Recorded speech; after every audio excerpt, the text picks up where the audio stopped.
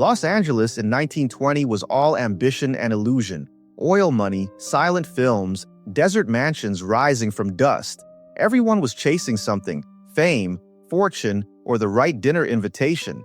And no one played that game better than Louise Peete, a woman who looked like old money, talked like high society, and carried a secret darker than any alley downtown. Louise Peete wasn't born rich, but she learned fast that charm could open every door that wealth could. She was well-dressed, soft-spoken, and made people feel important. To some, she was a friend. To others, she was a widow with bad luck. But to Los Angeles, she became something worse: a killer in pearls. The story that made her infamous started in 1920 in a grand home at 675 South Catalina Street, just off Wilshire Boulevard. The house belonged to Jacob Charles Denton, a wealthy mining engineer with a fortune in silver and oil interests.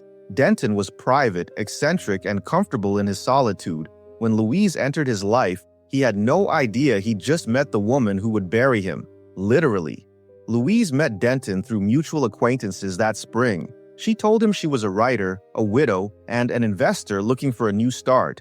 She had a talent for sounding trustworthy, the kind of woman who could manage a household or handle a man's business affairs while he was away. Denton agreed to let her stay in part of his home while he prepared for a trip east. He never left Los Angeles. Within weeks, neighbors noticed that Denton had vanished and that Louise Peete seemed to have taken over his life. She drove his car, paid the staff, and told everyone he'd gone away on urgent business. When friends pressed for details, she smiled and said Denton was taking time to recover after an accident that left him disfigured. The story changed every few weeks. Sometimes he was traveling abroad, sometimes in seclusion, sometimes ill in bed. But one detail always stayed the same: don't bother him. What no one knew was that Jacob Denton was already dead. In September 1920, 3 months after anyone had last seen him, a suspicious associate convinced police to search the house. Detectives entered through a side door and followed a strange smell to the basement. There, they found a freshly plastered section of wall near the coal chute. The cement still new, the air still heavy. Behind it, in a small wooden cubicle under the stairs, lay Jacob Denton's body. He'd been shot in the head. The space had been sealed behind a layer of concrete, likely poured days after his death. The newspapers called it the concrete cellar murder. Louise Peete had already fled the state. Police finally caught up to her weeks later in Denver, Colorado, where she was living under another alias and spending Denton's money. When Los Angeles detectives arrived to extradite her, she greeted them politely, as though they were guests dropping by for tea. In court, she told a story almost too absurd to believe. She claimed Denton had been killed by another woman, a mysterious Spanish lady who'd come to the house seeking revenge after a duel. According to Peete, Denton had been struck down while she watched helplessly.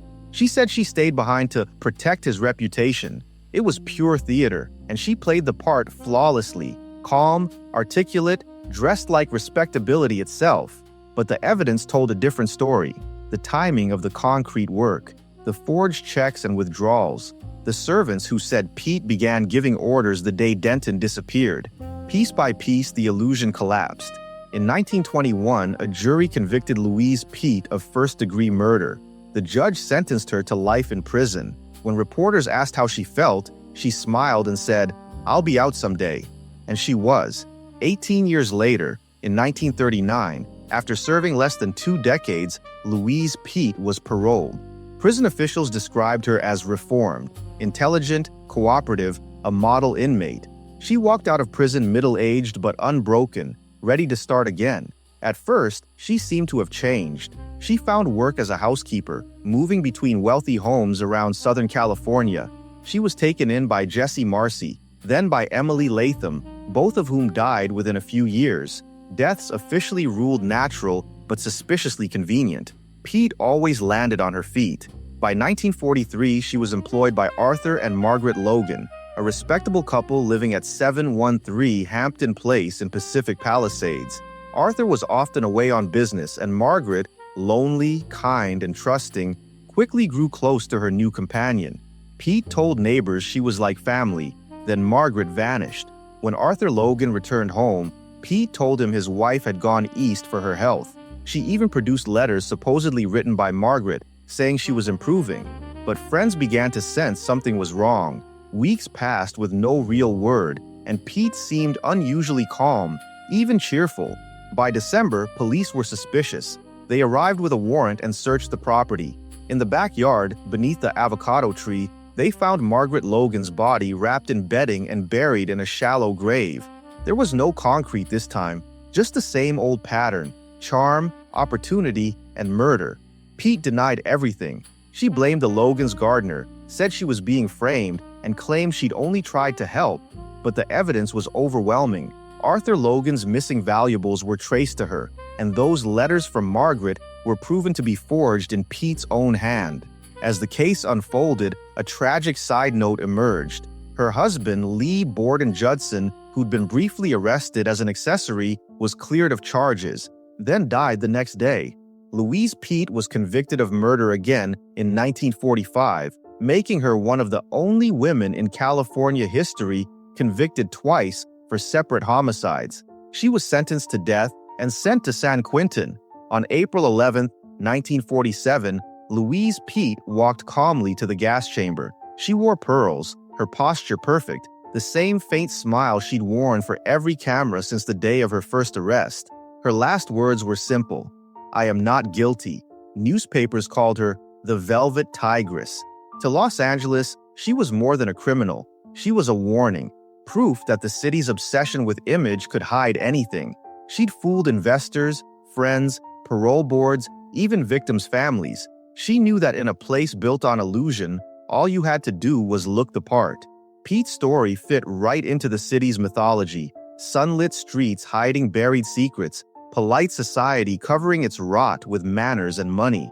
She was the dark side of Los Angeles sophistication, the reminder that evil doesn't always wear rags or rage. Sometimes it wears silk. She didn't lurk in alleyways. She hosted dinner parties. She didn't hide behind shadows. She hid behind charm. And when she poured that thin layer of concrete in a basement off Wilshire, she was sealing more than a body. She was sealing her place in the city's history as one of its coldest killers. Louise Peete was proof that in Los Angeles, danger doesn't always knock. Sometimes it smiles and asks for a key.